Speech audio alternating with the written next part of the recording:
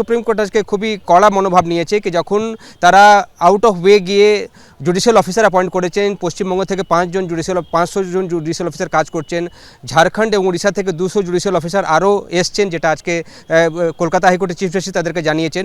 সেক্ষেত্রে এই ধরনের যারা প্রশ্ন তুলছেন, এই ধরনের ফ্রিভলাস কেস নিয়ে যারা আসছেন তাদেরকে বিরুদ্ধে কিন্তু তারা কড়া পদক্ষেপ নেবেন। তখন আমরা দেখলাম কল্যাণ বন্দ্যোপাধ্যায় এবং মেনকা গুরুস্বামী বলেন কি তারা এই অ্যাপ্লিকেশনের বিরুদ্ধে পক্ষে নন, তারা জানেন না কারা এই অ্যাপ্লিকেশন ফাইল করেছেন। সুপ্রিম কোর্ট বলে কি যদি এই ধরনের অ্যাপ্লিকেশন আসে তাহলে কন্টেম্প্ট অফ কোর্টও আমরা তারা পদক্ষেপ নেব তাদের বিরুদ্ধে। সে কথাও আমরা দেখলাম আজকে চিফ জাস্টিস হিয়ারিং চলাকালীন এটা বললেন। কিন্তু আজকে যখন হিয়ারিংয়ের যদি আমরা নিষ্কর্ষ দেখি সেটাতে বারবার উঠে আসছিল এক প্রশ্ন এটা ছিল কি যেই স্পিডে এডুকেশন চলছে, কেন কি সুপ্রিম কোর্টের চিফ জাস্টিস বলেন কি আজকে সকালে কলকাতা হাইকোর্টের চিফ জাস্টিস একটা চিঠি তাদেরকে পাঠিয়েছেন।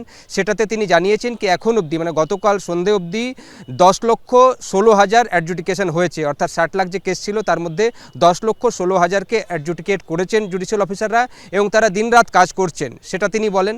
তিনি এটাও জানান কি কলকাতা হাইকোর্টের চিফ জাস্টিস তাদেরকে জানিয়েছেন কি 500 জুডিশিয়াল অফিসার এখন কাজ করছেন, আরও 200 জন জয়েন করবেন উড়িষ্যা এবং ঝাড়খণ্ড থেকে। তিনি ইলেকশন কমিশনের উদ্দেশ্যে বলেন কি তাদের কাছে এই রিপোর্ট এসছে কি যে লগ ইন আইডি ক্রিয়েট করা হচ্ছে জুডিশিয়াল অফিসারদের জন্য, সেটা প্রপারলি ফাংশন করছে না, টেকনিক্যাল ইস্যুসগুলো হচ্ছে, সেটাতে যেন ইলেকশন কমিশন দেখে। তখন ইলেকশন কমিশনের আইনজীবী বলেন কি তারা ইমিডিয়েটলি এটাকে অ্যাড্রেস করবেন এবং নতুন যদি লগ ইন আইডি ক্রিয়েট করতে হয় সেটাও তারা করবেন, এ কথাও বলা হয়।